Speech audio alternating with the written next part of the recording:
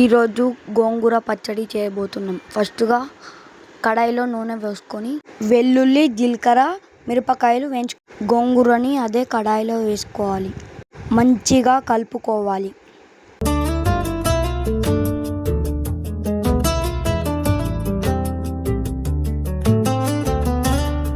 కొద్దిసేపు గోలినాక టమాటాలు వేసుకోవాలి.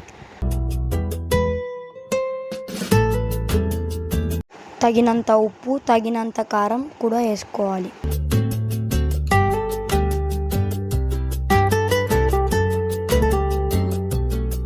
చక్కగా కలుపుకోవాలి.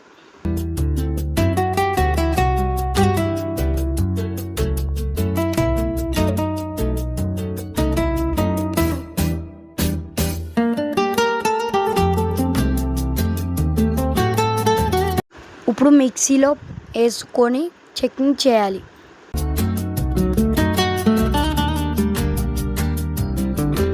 టేస్టీ గోంగూర పచ్చడి రెడీ.